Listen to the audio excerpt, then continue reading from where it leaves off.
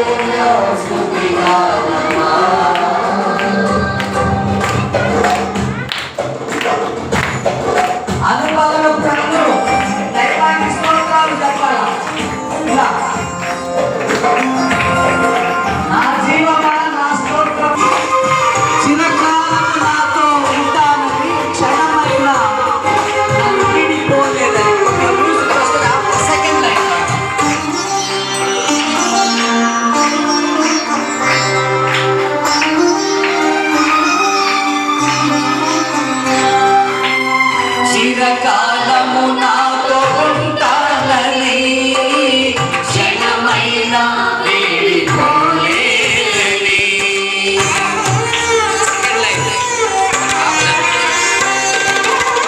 నీలో నన్ను చేర్చుకున్నావని,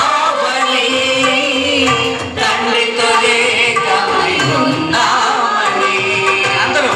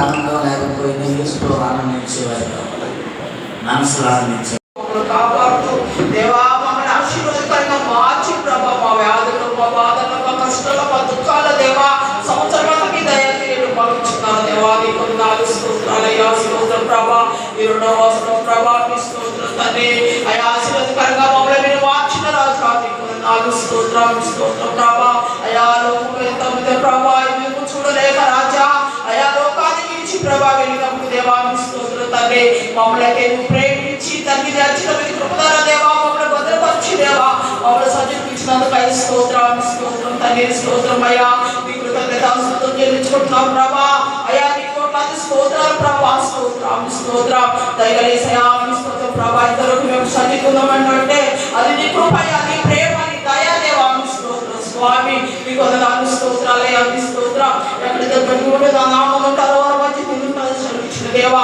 అబ్రహాం ఇస్సాకు యాకోబుల దేవుడు యేసయ్యా తండ్రి ఈ ఉదయకాల సమయంలో మీరు మా మధ్య నందుకై స్తోత్రం ప్రభా ఇంతవరకు ప్రభా పాడుకొని మీరు మహిమించుకున్న విధానం బట్టి నీకు వందనాలు స్తోత్రం ప్రభా అంత మాత్రమే కాదు దేవా మీ స్తోత్రం తండ్రి మీ దాసుని మీరు బలపరచండి సియోనులో యెరూషలేములో నుండి దేవా నజరేయుడా నీకు వందనాలు స్తోత్రం అయా మీ దాసుతో మీరు మాట్లాడండి ప్రభా అయా వెతబడిన వాక్కు ప్రభా తండ్రి అయా నీ నోటి మూరుగా మమ్మల్ని వాడుకొని రాజా నీకు వందనాలు ప్రభా మీ బిడ్డ కాదయ్యా మాట్లాడేది ప్రభా మీ బిడ్డతో మీరు మాట్లాడండి రాజా నీకు వందనాలు స్తోత్రం ప్రభా మీ బిడ్డ సేవను మీరు ఆశీర్వదించండి అయ్యా 30 300 ఫలింపచేయండి దేవా నీకు వందనాలు స్తోత్రం తండ్రి సంఘాన్ని ఆశీర్వదించండి సంఘం సభ్యులు ప్రార్థండి సరిహద్దులుగా మార్చిన రాజా నీకు వందనాలయ్యా వచ్చిన వారు వినాలి ప్రభా వినుట వాళ్ళ విశ్వాసం కలుగుతుందని కానీ ప్రభా మీ స్తోత్రం వింటున్నారు పోతున్నారు కానీ ప్రభా అయ్యా తల్లి స్తోత్రం మర్యాద జీవితం లేకుండా జీవిస్తున్నారు ప్రభా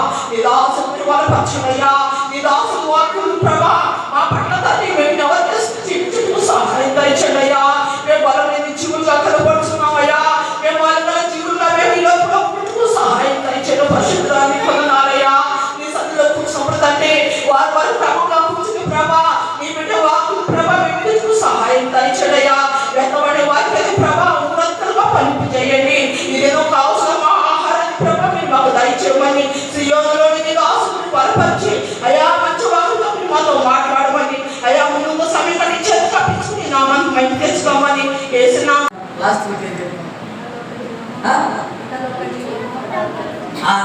ఇహలోక జీవం పరలోక సంబంధమైన జీవం మనం కోరుకోవాల్సింది పరలోక సంబంధమైన జీవమే కోరుకోవాలి. అలాగే వైద్యం అనే విషయాల గురించి బైబిల్లో నుంచి తీసుకొద్దాం అనుకున్నాను. కానీ ఎందుకులే అది ఒక బాగా నౌన్ఫుల్గా ఉండాలన్నటువంటి ఆలోచనతో పరమ వైద్యుడు అనేటువంటి పాఠ్యాంశాన్ని మనం వెలుగులోకి తెచ్చుకోవచ్చు. గతం ఒకటి చెప్పా అది సకల శాస్త్రాలను మించినటువంటిది బైబిల్ గ్రంథం అని చెప్పేసి పిడి సుందరరావు గారు ఒక టైటిల్ పెట్టారు. అట్లాగే బైబిల్ అన్ని శాస్త్రాలు ఉన్నాయి. హల్లెలూయా, అన్ని శాస్త్రాలు ఉన్నాయి. బైబిల్ చదివితే ఇంకొక శాస్త్రానికి గొప్ప అనడానికి లేదు, ఇంకొక శాస్త్రానికి బదులు కావాల్సిన అవసరం లేనే లేదు. ఇంకొక శాస్త్రం చదివాడు నేను దానిలోనే చెప్తా అనుకుంటాడేమో కానీ బైబిల్లోకి వెళ్తే దేవుని యొద్దకు వస్తే అన్ని శాస్త్రాలు కూడా వంట పట్టించుకోగలవచ్చు అని చెప్పేసి కూడా చెప్తా ఉన్నాను. ఆమెకి పాఠ్యాంశాలకి అడుగుతున్నటువంటి మనం మొదట పరమ వైద్యుడు ఆయనే. పరమ వైద్యం లేకపోతే ఆ వైద్యంలో భాగంగా ఆ ఆయింట్మెంట్ కానివ్వండి, లేకపోతే ఆ మందు కానివ్వండి, ఏదైనా కానివ్వండి, ఆయన వాక్యము ఆయన జీవమే అని చెప్పుకోవాలి. హల్లెలూయా, ఆయన వాక్యమే ఆయన అనుగ్రహించిన దేహమే. చెప్పాను చూడండి, గతంలో యేసు నామం అన్నా, యేసు రక్తం అన్నా, యేసు వాక్యం అన్నా, యేసు ప్రాణం అన్నా, యేసు అన్నా సరే అంతా కూడా ఒకటే నేను చెప్పేసి గతంలో చెప్పినటువంటి విధంగానే ఈ పాఠ్యాంశంలో మనం అడిగడం జరుగుతూ ఉంది. చూడండి, మీరు అర్థం చేసుకోగలరు, అంత మాత్రం కాదు, మీరు అర్థం చేసుకొని మరొకరికి చెప్పగలిగేటువంటి వాడు కాదు. అంతేగాని మీరు అర్థమే చేసుకున్న లేకపోతే మరొకరికి చెప్పలేదు. మార్గదర్శకులు కాలేరని చెప్పేసి కూడా నేను చెప్తా ఉన్నాను. మనం ఆ ఆ జిజ్ఞాస నీలో ఉంటే నేను మరొకరికి చెప్పాలి అనేటువంటి అవగాహన ఉన్నప్పుడు ఏ పదము కూడా తప్పకుండా వింటాను. వైద్యుడు అనడానికి జరిగినటువంటి మొదటి నిర్వచనం ఏంటంటే ఆదికాండం 2వ అధ్యాయం 21-22 వచనాల్లో మనకు ఆదాములో నుండి ప్రకటిస్తే ఎందుకు తీస్తే ఏమవుతుంది? గాయం అవుతుంది. మళ్ళీ ఏం చేశాడు? దాన్ని కూర్చోడు, మళ్ళీ తీశాడు, ఆ ఇప్పుడు బొమ్మ చేశాడు, మళ్ళీ మాంసం వచ్చింది, నరాలు వచ్చాయి, మళ్ళీ అక్కడ కుట్టేశాడు. అప్పుడు దేవుడైన యెహోవా ఆదామునకు గాఢ నిద్ర కలుగు చేసి అతడు నిద్రించినప్పుడు అతని పక్కటెముకలో ఒక దానిని తీసి ఆ చోటును మాంసంతో పూడ్చేశాడు. ఒక ఆపరేషన్ అయిపోయినా తరువాత దేవుడైన యెహోవా తాను ఆదాము నుండి తీసిన పక్కటెముకను స్త్రీనిగా నిర్మించి ఆమెను ఆదాము వద్దకు తీసుకుని రావడం. అయితే దేవుడు ఆ ఎముకను తీసి ఏం చేశాడు? అవని చేసి పుట్టింపుకైతే మళ్ళా మాంసం అడిగించింది, నరాలు అడిగించాయి, రక్తమే అడిగించిన అసలు ఇంకా ఇదంతా అడిగించింది. ఒకసారి ఆలోచన చేయండి. అందుకే ప్రసంగించినందుకంతా కూడా ఒక మాట అన్నాడు, చూడాలి గర్భంలో ఒక శిశువు ఎదుగుతున్నాడంటే, పిండంలో పెంచబడుతుందంటే అది దైవానికి కానీ మన వల్ల కానటువంటి పరిస్థితి. ఇదే గ్రంథంలో 50వ అధ్యాయం 2వ వచనం చూస్తే ఇక్కడ దేవుడే వైద్యుడు. అవునా? విషయాన్ని మనం బాటగా అర్థం చేసుకోగలిగాం.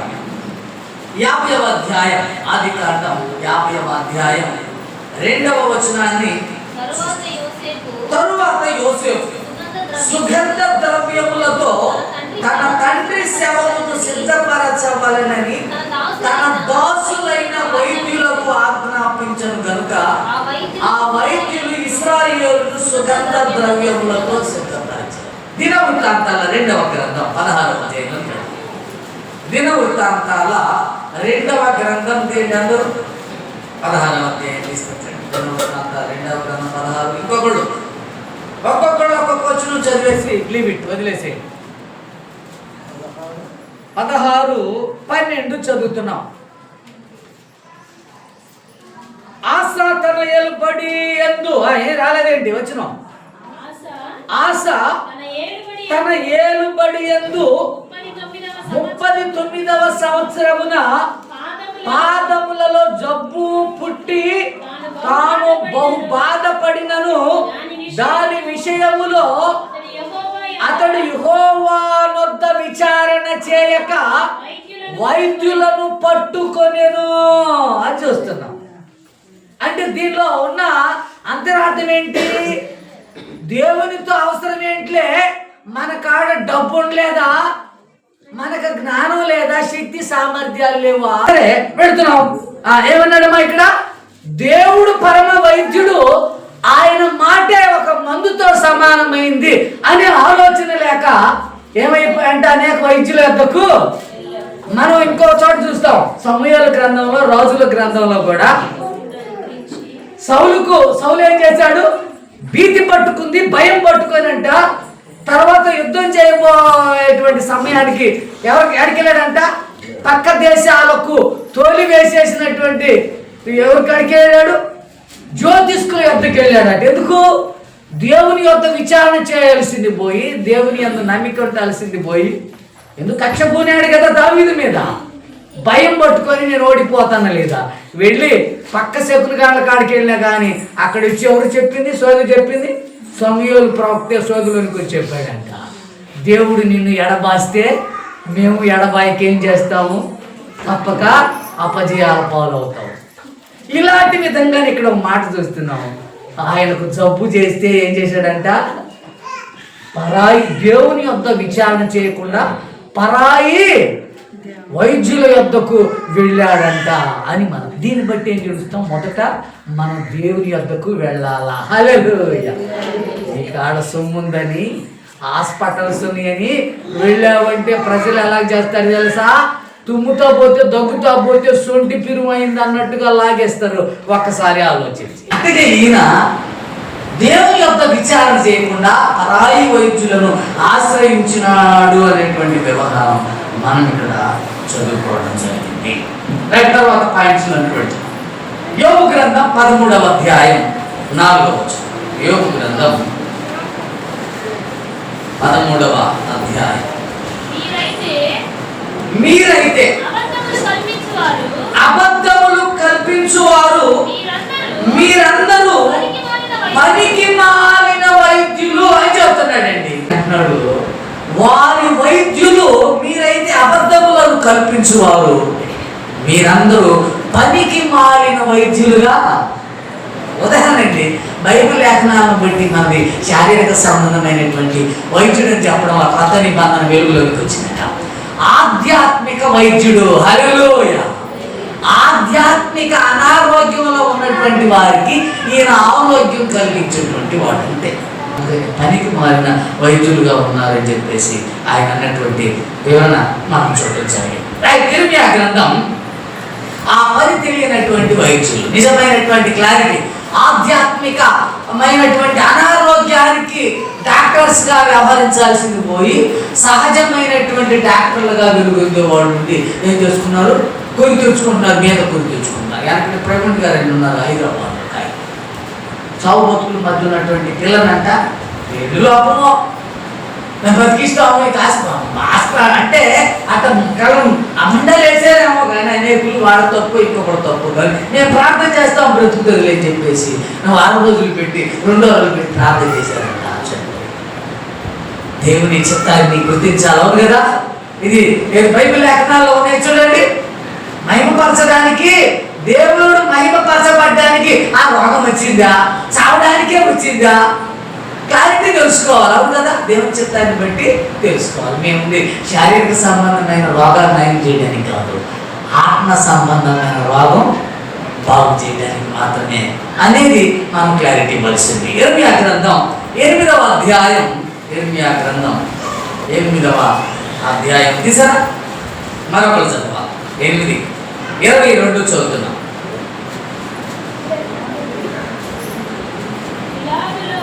గిలాదులో గుగ్గిలము ఏమీ లేదా, అక్కడ ఏ వైద్యుడును లేడా, నా జనులకు స్వస్థత ఎందుకు కలగబోతుంది అని.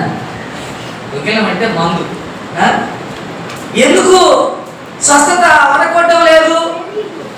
నిజమైన విశ్వాసం లేదు, అవును కదా. పటుత్వం లేదు, భక్తి లేదు. అసలు మొదట పాపమే పోలా, రోగం ఏడబోద్ది. యేసుక్రీస్తు ప్రభు ఆ స్వస్థతలకు వచ్చిన పాయింట్ వేరు కానీ దాంట్లోకి మనం వెళ్ళలేదు. యేసుక్రీస్తు ప్రభు అని అన్నాడట, ఒక పెరాలసిస్ తోటి వచ్చినటువంటి వ్యక్తిని ఉద్దేశించి అన్నాడట, నీ పాపములు క్షమింపబడి ఉన్నదని చెప్పాడంట. ఇక్కడ ఉన్న వాళ్ళందరూ అక్కడ ఉన్న వాళ్ళందరూ అంటే ఏంటి, పాపం మీద ఈయనకు అధికారం ఎక్కడ ఉందని అంటే మీరు అనగలుగుతారా, మీరు చెప్పగలుగుతారా? మీకు అథారిటీ లేదు, అవును కదా. మీకు ఆలోచన, మీకు ఆ జ్ఞానం, ఆ శక్తి సామర్థ్యాలు లేవు. నాకు ఉంది. నేనే వారిని పుట్టింపజేశాను, నేనే వారి బ్రతికించగలుగుతాను, వారి పాపాన్ని తీసివేయగలుగుతాను. వారి పాపం పుట్టిందెందుకు అన్ని నిర్వచనాలు నాకు తెలుసు. అందుకని నేనే ఆ మందును ఆ వైద్యుడు కాగలిసి వచ్చింది అన్నాడట. హల్లెలూయా. ఆయన చనిపోకపోతే మనం బ్రతికేవాళ్ళు కానే కాదు. లేకపోతే ఆయన దేహము, ఆయన రక్తము అది నిజమైనటువంటి మందు అయ్యేది కానే కాదు. అంత సమర్పణ, అంత త్యాగం ఆయనకు ఉంది కాబట్టి చూశారు. నేను చెప్తున్నాను ఉదాహరణ, ఒక వ్యక్తి ఒక దానిలో ఆదాయం కూడా నోచుకోకుండా దాని మీద పట్టుగాని సాగిస్తేనట్టు నాకు డబ్బు అవసరం కావాలి, అనేకులను ఏం చేయాలో బాగు చేయాలా అనేటువంటి ఉద్దేశంతో కానీ వెళ్తే అతడు పెద్దవాడు అవుతాడు. హల్లెలూయా. డబ్బేం తీసుకోవాల్సిన అవసరం లేదు. అంటే దేనిలో కానీ తను నమ్ముకున్నటువంటి శాస్త్రంలో కానీ అందరికీ ఆత్మానుసారమైన ఆరోగ్యం కలిగించాలనేటువంటి ధ్యేయ లక్ష్యంతో ముందుకు పోతే దేవుడు మెచ్చుతాడంటే కానీ దేని మీద దృష్టి పెట్టి డబ్బు మీద కొంతమంది ఇది ఎక్కడి నుంచి వస్తున్నారు, వేరే వేరే దేశాల నుంచి, వేరే వేరే రాష్ట్రాల నుంచి వస్తున్నారు. ఇదిగో మీకు ఒకరోజు కొండ పెట్టేదన్నా మేము అది చేస్తాం, ఇది చేస్తామని చెప్పేసి వచ్చారు. ఏది రోగులంతా పెడితే బాగుపడి వస్తున్నారా? కానీ యేసుక్రీస్తు అన్నట్టుగా పాప సంబంధమైనటువంటి వారు అలాగే పెట్టుకొని, అని పాప సంబంధం ఏంటంటే చాలా కోణాలు ఉంటాయి తెలుసా. ఎన్ని కోణాలు ఉంటాయి తెలుసా, ఎన్ని రకాలు ఉంటాయో తెలుసా? పాపానికి సంబంధించి చాలా ఉంటాయి. వ్యభిచారం, జారత్వం, ప్రేమ లేకుండా ఉంటాం, జాలి లేకుండా ఉంటాం, కరుడు లేకుండా ఉంటాం, పొరుగు ప్రేమించలేకపోవడం, అసూయ కలిగి ఉంటాం, కక్ష కలిగి ఉంటాం. ఎన్ని వదులుకోవాలో తెలుసా? ఓరికేదో పోయేసి స్వస్థత కావాలంటే జరిగే పనేనా? అవును కదండి, జరగనే అన్నీ వదిలేసుకోవాలా. అన్నిటిని వదిలేసి దైవమే నువ్వే నాకు, నేను చచ్చినా పర్వాలేదయ్యా, నాకు పరలోకం కావాలయ్యా అని చెప్పేసి అంటే నీకు స్వస్థత కలుగుతుంది. కానీ నేను స్వస్థపడాలయ్యా, తర్వాత అది ఇది చెయ్యాలయ్యా, ఈ ఆలోచనలు పెట్టుకుంటే స్వస్థత రానే. అందుకు ఈయన అంటున్నాడు, ఎందుకు కుక్కిలం లేదు, ఏ వైద్యుడు లేకపోయాడా, జనులకు స్వస్థత ఎందుకు కలగటం లేదు అని అంటే ఈయనే ఒక మాట చెప్పాడండి. 3వ అధ్యాయం 22వ వచనాన్ని చూద్దాం. వీళ్ళ విశ్వాసం స్వస్థపరచబడ్డం వల్ల, వీరి విశ్వాసం మెరుగుపరచబడ్డం వల్ల, వీరి భక్తి మెరుగుపరచబడ్డం లేదు. అది భక్తి హీనతలోనికి దిగజారిపోయి ఆడికి తిరిగి ఏడకి తిరిగి. అవును కదా, యాడ బాగుపడతామో, యాడ గొప్పమవుతామో ఈ ఆరాటంతో వెళ్తున్నారే కానీ పాపం పోగొట్టుకోవడానికి కాదు. దేవుడు వచ్చింది పాపులను రక్షించడానికి, పాపం హరించడానికి, తొలగించడానికి అనే విషయాన్ని పక్కన పెట్టి యాడ మనం బాగుపడతామో, యాడకపోతే గొప్పడమో ఈ ధ్యేయంతో వెళ్తున్నారు. అందుకని నేను అంటాడు, చదువుదమ్మా 3వ అధ్యాయం 22వ వచనం చదువు. భ్రష్టులైన పిల్లలారా తిరిగి రండి, మీ అవిశ్వాసాన్ని నేను బాగుపరుస్తాను. హల్లెలూయా. అవిశ్వాసాన్ని మెరుగుపరుస్తాడట. అందుకే అంటాడు స్వస్థ బుద్ధి కలిగిన స్త్రీలు అంటాడు. స్వస్థ బుద్ధి అంటే ఆడ దుర్బుద్ధి ఉంది, రాగు బుద్ధి ఉంది. అవును కదా, అనారోగ్యకరమైనటువంటి బుద్ధి ఉంది. స్వస్థ బుద్ధి మంచి బుద్ధి కాదు, దుర్బుద్ధి ఉంది, గుణం గుడిచేది. అవును కదా, అందుకని స్వస్థత లేదు. భ్రష్టులైన బిడ్డలారా నా యొక్కకు రండి, మీ విశ్వాసాన్ని బాగు చేస్తానంటే మెరుగుపరుస్తాను, వృద్ధి పొందిస్తాను అనేటువంటి విషయాన్ని ఇక్కడ మనం ఎందుకంటే ఇదే గ్రంథకర్త అన్నాడు 17:9 ఏమన్నాడు తెలుసా?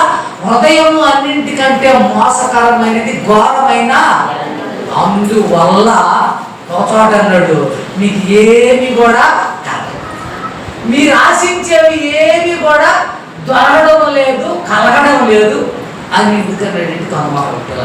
మార్కు 5:34 కూడా మాట చూడాలన్నమాట. దీన్ని గ్రంథం చదివాను కాబట్టి మార్కు 5:34 ఒక సోదరి ఎంతమంది కార్యం జరిగిందో మనం చూస్తున్నాం. 5:34 కుమారి స్వస్థపరిచింది. ముందేం చేసింది ఆవిడ? అనేక వైద్యుల వద్దకు వెళ్ళేసి 5:34 ముందు చదువు.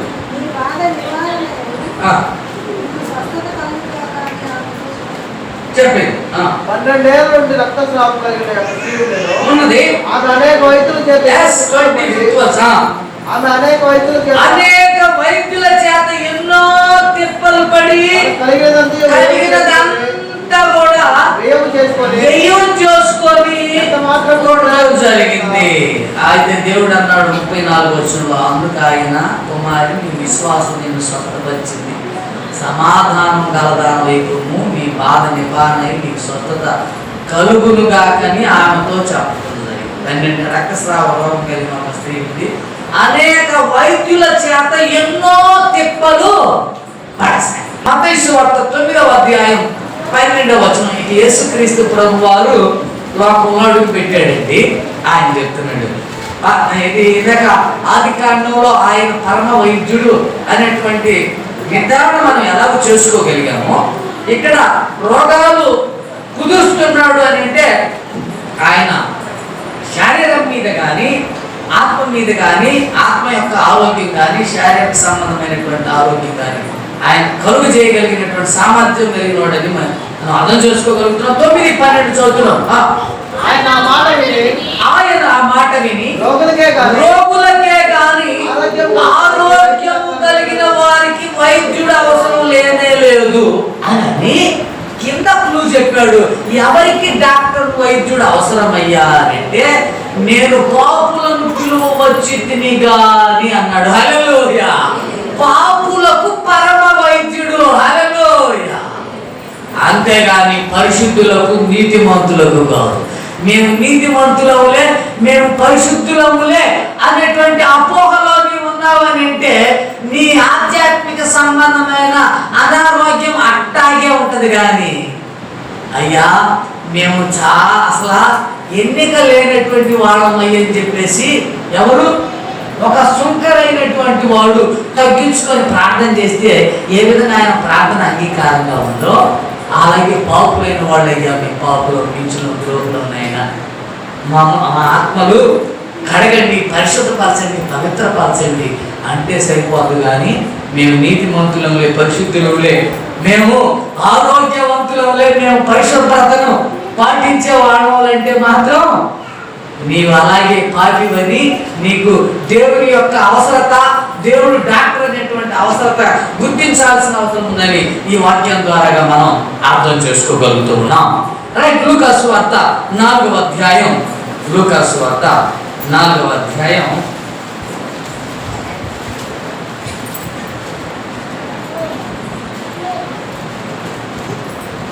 4:20. ఆయన వారిని చూచి వైద్యుడా నిన్ను నీవే స్వస్థపరచుకొనుము అను సామెత చెప్పి కపెర్నహూములో ఏ కార్యములు నీవు చేసినవని మేము వింటిమో ఆ కార్యములు ఈ నీ స్వదేశమందును చేయుమని మీరు నాతో నిశ్చయముగా చెప్పుదురు అని చెప్పడం జరిగింది. ఏమన్నారంట? వైద్యుడా నిన్ను నీవు స్వస్థపరచుకో. ఆయన మొదట ఆయన వారిని చూచి వైద్యుడా నిన్ను నీవే స్వస్థపరచుకొను అనే సామెత ఒకటి అన్నాడు. ఎందుకు ఏమన్నాడు అని అంటే తర్వాత 24లో అండర్స్టాండింగ్ ఉంటుంది. ఏ ప్రవక్తయు స్వదేశమందు హితుడు కాడు నేను మీతో అంటే ఈయన వాళ్ళు ఏమంటున్నారట, ఈయనేమి బోధకుడులే, ఈయనేమి వైద్యుడులే అనుకున్నారంట.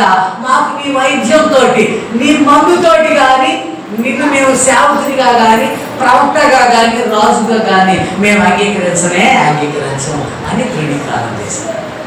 అదే కదా నేను ఇందాక చూపెట్టినేది. మనుషులు ఎక్కడోడు మనోడు డాక్టర్ ఉన్నాడు అనుకో, మనోడు రాజు ఉన్నాడు అనుకో, మనోడు నాయకుడు ఉన్నాడు అనుకో, ఆయనకి పట్టించుకొనే వేరే వాడిని గొప్ప చేస్తుంటారు, హైలైట్ చేస్తుంటారు. వేరేవాడిని మనోడు సేవకుడు ఉన్నాడు అనుకో, మనోడు ప్రవక్త ఉన్నాడు అనుకో, ప్రవక్త స్వజనులలో గనుడు కాడని మీతో నిశ్చయంగా చెబుతున్నారు. మనుషులు ఎట్టేటోళ్ళు ఇలా భావిస్తున్నారంటే యేసుక్రీస్తు ప్రభుని. అందుకని ఆయన ఏం చేశాడు, దూరస్తులైనటువంటి వారందరికీ కూడా రోగాలు బాగు చేయడం కానీ తన మహిమను కనపరచడం కానీ తనోళ్ళు ఎందుకు మాకు అవసరం లేదులే అన్నారు కదా. అందుకని ఈ వాక్యాన్ని వెల్లడి చేసినట్టుగాను మనం చూస్తున్నాం. యెషయా గ్రంథం 1వ అధ్యాయం 4వ వచనంలో మనుషులు ఎలాంటి పరిస్థితిలో ఉన్నారు? ఇక యేసుక్రీస్తు ప్రభు వారు రెండింటికి సూటబుల్ పర్సన్ కదా. 2 కోణాల్లో చేస్తుండేవాడు. శారీరక వైద్యం చేస్తుండేవాడు, ఆధ్యాత్మిక వైద్యం చేస్తుండేవాడు. హల్లెలూయా. 2 చేయగలిగాడు. మంది ఇవ్వగలిగేవాడు, కోసి బాగు చేయగలిగేటువంటి సామర్థ్యం కలిగినటువంటి వాడు యేసుక్రీస్తు ప్రభువుని మనం అర్థం చేసుకుంటున్నాం. తీరా ఆయన కార్యంలోకి వస్తున్నాడు.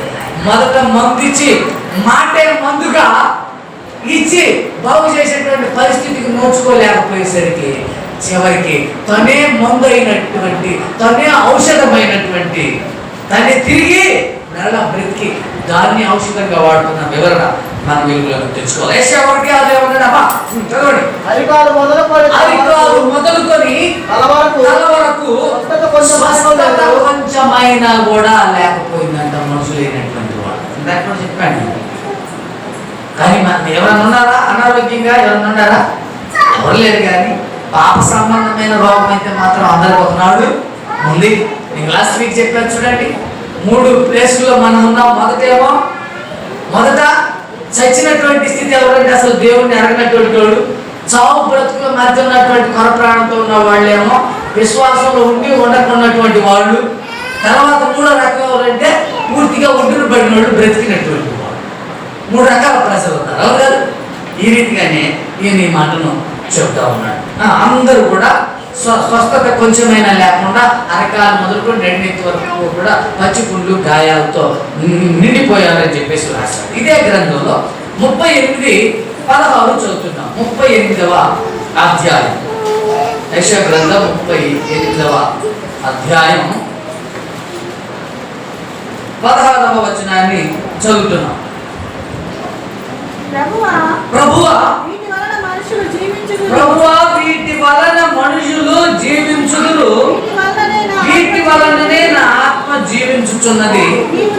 నీవు నన్ను బాగు చేయుదువు, నన్ను జీవింపచేయుదువు. హల్లెలూయా. ఏది? ఆయన మాటలు, ఆయన ఆజ్ఞలే మనల్ని ఏం చేస్తాయి? బ్రతికింపచేస్తాయి. పేతురు అన్నాడు కదా, మేము ఆడికి వెళ్తామయ్యా, నీవే నిత్య జీవపు మాటలు కలిగిన వాడవు, మా ఆత్మను బాగు చేయగలిగేటువంటి సామర్థ్యం కలిగిన వాడవు, మా మనసును కూడా సెటరేట్ చేయగలిగేటువంటి వాడు అనే వివరణతోటి ఈ మాట చెప్పబడింది. ఇదే పుస్తకంలోనే ఉన్నాం. 57వ అధ్యాయం, ఈ ఫైనల్ వర్స్ వచ్చాం. 57వ అధ్యాయం 18, 19 వచ్చినాం. 18, 19 వచ్చినాం చదువుతున్నాం. నేను వారి ప్రవర్తనను చూచితిని, వారిని స్వస్థపరచుదును, వారిని నడిపించును, వారిలో దుఃఖించు వారిని ఓదార్చుదును. హల్లెలూయా. వారి ప్రవర్తనను చూచి వారిని స్వస్థపరిచేవాడుగా ఉన్నాడు. హల్లెలూయా. ఇది శారీరకంగా కానీ ఆధ్యాత్మికంగా నీ ప్రవర్తన సరిగా లేదు అని అంటే నీకేం చేస్తాడు? ముళ్ళు పెడతాడు తెలుసు. వాళ్ళు గారు చాలా రోగగ్రస్తుడు అయిపోయాడంట. అయితే ప్రభుని అడిగితే, నీ బలహీనత ఏంటి? నా బలము, నా శక్తి, నా కృప నీకు తోడుగా ఉంటుంది. నీవు బలంగా ఉన్నావా? నీవు శారీరకంగా బలంగా ఉన్నావా? నువ్వు మాటనే. అందుకని ఏం చేస్తాడు? నిన్ను ఎక్కడ వంచాలో, నిన్ను ఎక్కడ నలగొట్టాలో, ఎక్కడ పుచ్చాలో, ఎక్కడ మెప్పి కలుగు చేయాలో ఆయన మార్గంలో ఉండేట్టుగా ఆయన మనసు కొట్టాడు. అప్పుడు అయితే నాకు చెక్కవరా, ఏంది? నువ్వు ధనవంతుడు అయితే నాకు చెక్కవరా, నువ్వు అందగాడివి, అందకత్తివి అయితే నాకు చెక్కవు అని చెప్పేసి ఏం చేస్తాడంట? ఆ స్థితిలో వస్తాడు. నిన్ను ఈ స్థితిలో పెట్టాడు, ఈ స్థలంలో పెట్టాడు. నేను గత 2 వారాల కింద చెప్పాను. దైవ కృప, దైవ చిత్తం ఏంటంటే, ఏ స్థలంలో ఉన్నావో, ఏ స్థలంలో ఉన్నావో, ఏ స్థితిలో ఉన్నావో దేవుని కలిగి ఉంటే అది దైవ కృప, దేవుని వరం. కానీ నువ్వు దేవునిలో లేకుండా గొప్ప స్థితిలో ఉన్నా, ఏ స్థలంలో ఉన్నా, ఏ సమయమైనా కానీ అది మాత్రం దేవుడు అనుగ్రహించిన స్థితి కాదనేటువంటి సత్యం చెప్పారు. అదే విషయాన్ని ఇక్కడ చెబుతున్నాడు. నేను వారిని స్వస్థపరుస్తాను, ఎందుకంటే వారి ప్రవర్తన ఫలం వారికి అనుగ్రహించబడుతుందని కూడా ఒక చోట గ్రంథకర్త అంటాడు. వారి ప్రవర్తన చూచి వారిని స్వస్థపరుస్తాను, వారిని నడిపిస్తాను, వారిని దుఃఖించి వారిని ఓదారుస్తాను అని చెప్పేసి చివరి మాట.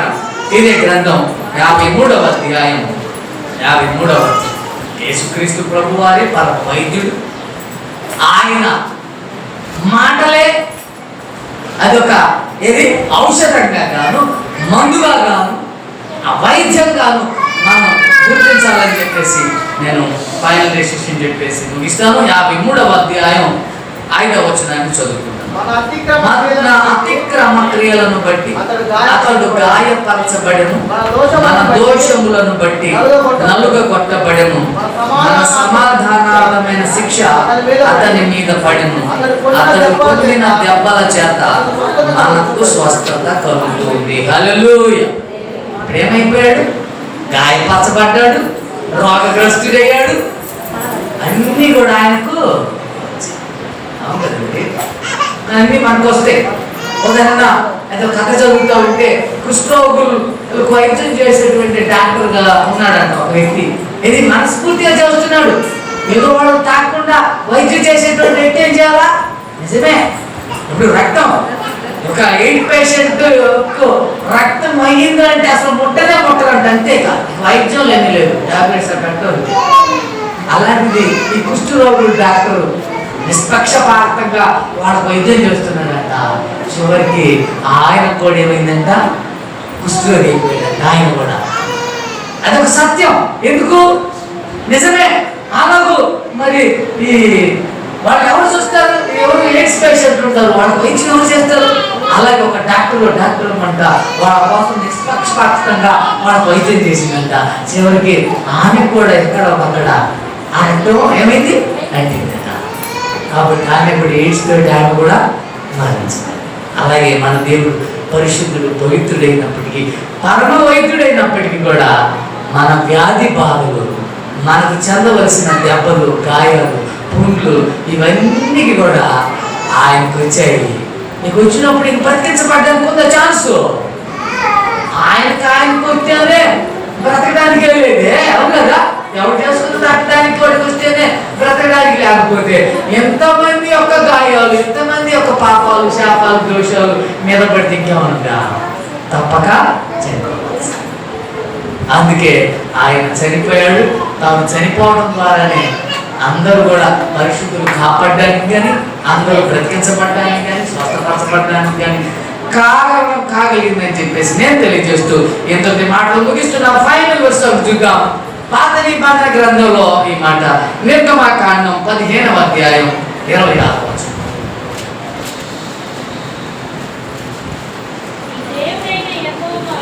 నీ దేవుడైన యెహోవా శ్రద్ధగా విని ఆయన దృష్టికి న్యాయమైనది చేసి విధేయులై ఆయన కట్టడలన్నీ అనుసరించి నడిచినట్టయితే నేను ఐగుప్తీయులకు కలుగ చేసిన రోగములలో ఏది కూడా మీకు కలుగదు, నేను స్వస్థపరచు యెహోవాను అన్నాడు. హల్లెలూయా. ఎందుకు వస్తున్నాయి అన్యులకు కలిగినటువంటి రోగాలు క్రైస్తవులకు ఎందుకు వస్తున్నాయి? అందరికి ఎందుకు వర్తిస్తున్నాయి చెప్పండి? దేవుని ఆజ్ఞలు, కట్టడలు, శాసనాల్లో కొనసాగటం లేదు కాబట్టి. ఐగుప్తిలో కలిగేటువంటి రోగాలు ఏది కూడా నీకు రాదు అంటున్నాడు. మనకెందుకు వస్తున్నాయి అంటే వీటిని అనుసరించనే ఆశ. కాబట్టి ఒకనాడు ఆది దేవుడు అన్నాడు, జీసస్ ఎన్ని రోజులు చెప్తారంటే Jesus heels you and saves. ఆయన మనలను రక్షించువాడు, మనలను స్వస్థపరచువాడు. హల్లెలూయా. ఈ అవగాహనతో మనం ముందుకు పోగలిగితే, మొదట ఆత్మరోగం స్వస్థపరచబడితే శారీరక రోగం ఉన్నప్పటికీ పర్వాలేదు. శారీరక రోగం ఉన్నటువంటి వాళ్ళ పరలోక రాజ్యం దక్కింది, కానీ శారీరకంగా ఆరోగ్యంగా ఉన్న వాళ్ళకి నరకం ప్రార్థించిన విషయాలు బైబిల్ లేఖనాల్లో మనం చూస్తున్నాం. దీన్ని బట్టి ఆధ్యాత్మిక రోగాన్ని నయం చేసుకోవడానికే ఈ ఆత్మ సంబంధమైనటువంటి రోగి వద్దకు రావాల్సిన అవసరం ఉందని చెప్తున్నాను. హల్లెలూయా.